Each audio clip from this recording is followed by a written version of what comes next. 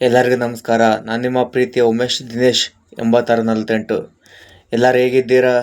ಎಲ್ಲರೂ ಚೆನ್ನಾಗಿದ್ದೀರಾ ಅಂದುಕೊಂಡು ಇವತ್ತಿನ ವಿಡಿಯೋ ಶುರು ಮಾಡೋಣ.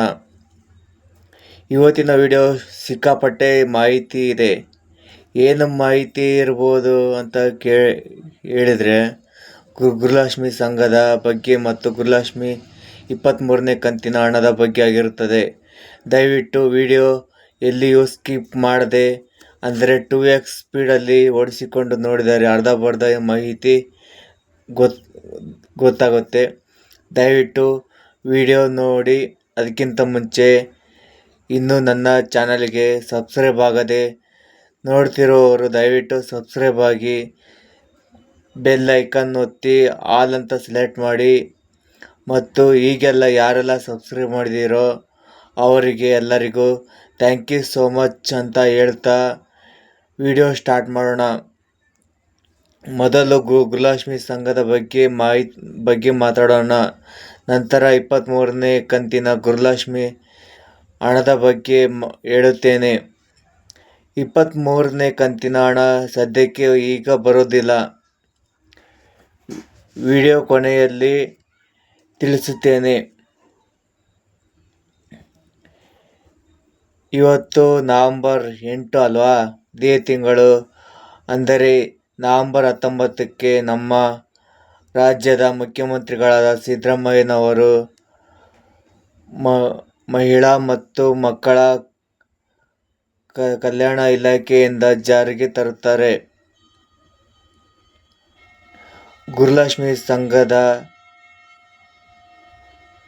ಸಂಘಕ್ಕೆ ಹಣ ಕಟ್ಟಬೇಕು ಅಲ್ವಾ? ಅದಕ್ಕೆ ಅವರು ನವೆಂಬರ್ 19ಕ್ಕೆ ಗೃಹಲಕ್ಷ್ಮಿ ಸಂಘವನ್ನು ಜಾರಿಗೆ ತರ್ತೀವಿ ಅಂತ ದಿನಾಂಕ, ಅಂದರೆ ತರ್ತೀವಿ ಅಂತ 19ನೇ ತಾರೀಕಿಗೆ ಹೇಳಿದ್ದಾರೆ. ಅದಕ್ಕೆ ದಿನಾಂಕ 20ನೇ ತಾರೀಕು ಅಂದರೆ ಹಾಗಾದರೆ ಎಷ್ಟು ಜನಕ್ಕೆ ಉಪಯೋಗ ಆಗುತ್ತೆ ಅಂದುಕೊಂಡು 20ನೇ ತಾರೀಕು ಮೇಲೆ 23ನೇ ಕಂತಿನ ಹಣ ಹಾಕುತ್ತೇವೆ. ಯಾಕೆ ಈ ಥರ ಹೇಳ್ತಾರೆ ಅಂದರೆ, 23ನೇ ಕಂತಿನ ಹಣವನ್ನು ಗೃಹಲಕ್ಷ್ಮಿ ಸಂಘಕ್ಕೆ ಕಟ್ಟಿದರೆ ನಿಮಗೆ ಸ್ವಂತ ಉದ್ಯೋಗ ಮಾಡಲು ಅಥವಾ ಏನೇ ತೊಂದರೆ ಬೇಕಾದರೂ ಉಪಯೋಗ ಆಗಬಹುದು ಅಂತ ಚಿಂತನೆ ನಡೆಸಿದೆ. ಗೃಹಲಕ್ಷ್ಮಿ ಸಂಘ ಜಾರಿಗೆ ತಂದ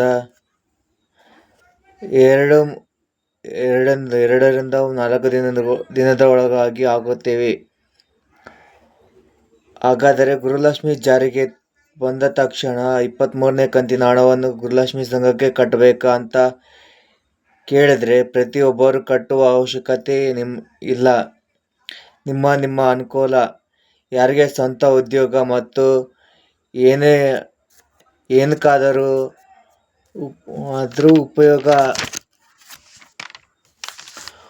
ಉಪಯೋಗ ಬರುವ ಅಂದರೆ ಗೃಹಲಕ್ಷ್ಮಿ ಸಂಘದಿಂದ ಬರುವ ಸಾಲ ಅಥವಾ ಲೋನ್ ತೆಗೆದುಕೊಂಡು ಗೃಹಲಕ್ಷ್ಮಿಯ ಹಣವನ್ನು ಗೃಹಲಕ್ಷ್ಮಿ ಸಂಘಕ್ಕೆ ಕಟ್ಟಬೇಕು. ಹಾಗಾದರೆ ಎಲ್ಲಿ ಕಟ್ಟಬೇಕು ಅಂತ ನೋಡಿದರೆ, ಮೊದಲು ಕೆನರಾ ಬ್ಯಾಂಕಲ್ಲಿ 2,000 ರೂಪಾಯಿಗಳು ಕೊಟ್ಟು ನಿಮ್ಮ ಹೆಸರನ್ನು ನೋಂದಾಯಿಸಿಕೊಳ್ಳಬೇಕು. ಎಲ್ಲಿ ಗೃಹಲಕ್ಷ್ಮಿಯ ಕೆನರಾ ಬ್ಯಾಂಕ್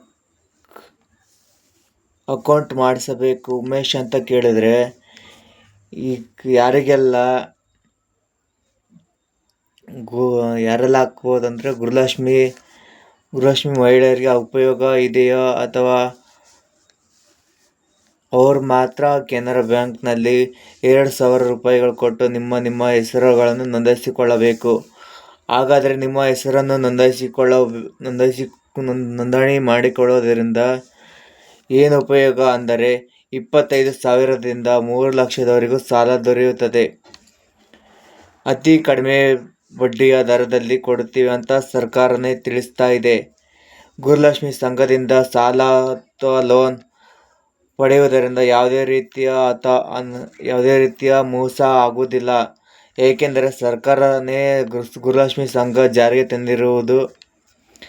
ಈ ಸಂಘದ ಹೆಚ್ಚಿನ ಮಾಹಿತಿಯಾಗಿ ನವೆಂಬರ್ 19ರ ನಂತರ ಹೇಗೆ ಕಟ್ಟಬೇಕು ಮತ್ತು ಫೋನ್ಪೇ ಎಲ್ಲಿ ಕಟ್ಟಬೇಕಾ ಪ್ರತಿಯೊಂದು ಕೂಡ ಒಂದರ ನಂತರ ಒಂದನ್ನು ಹೇಳುತ್ತೇನೆ. ಈ ಸಂಘಕ್ಕೆ ಸೇರಬೇಕಾದರೆ ಅತಿ ಹೆಚ್ಚು ದಾಖಲಾತಿಗಳನ್ನು ಕೇಳುವುದಿಲ್ಲ.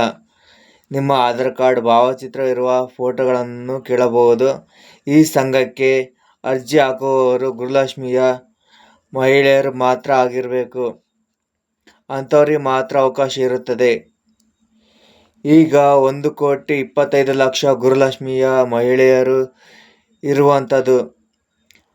ಹಾಗಾದರೆ ಎಲ್ಲರೂ ತೆಗೆದುಕೊಳ್ಳಬಹುದಾ ಅಂತ ನೀವು ಕೇಳಿದರೆ, ಅದು ನಿಮ್ಮ ವೈಯಕ್ತಿಕವಾಗಿ ತೆಗೆದುಕೊಳ್ಳಬಹುದು. ನಿಮಗೆ ಸರ್ಕಾರದಿಂದ ಒಂದು ಸಹಾಯ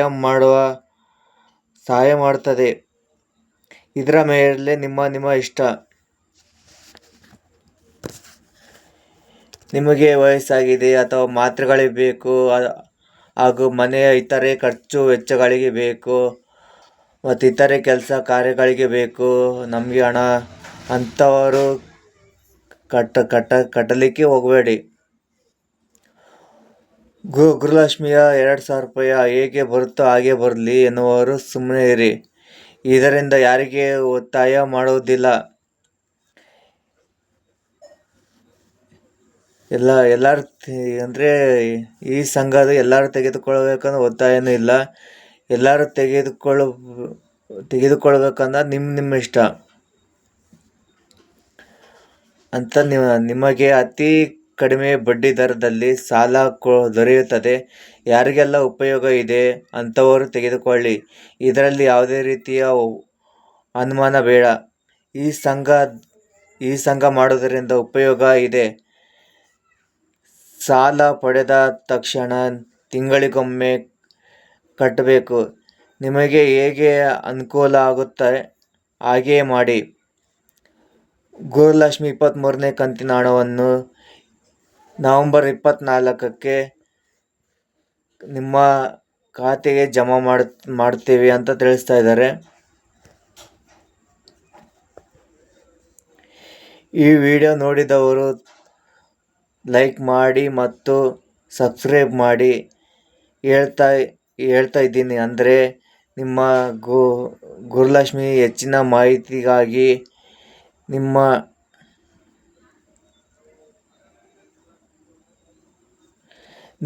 ಗೃಹಲಕ್ಷ್ಮಿ ಸಂಘದ ಅಭಿಪ್ರಾಯವನ್ನು ಕಮೆಂಟ್ ಮಾಡಿ ತಿಳಿಸಿ.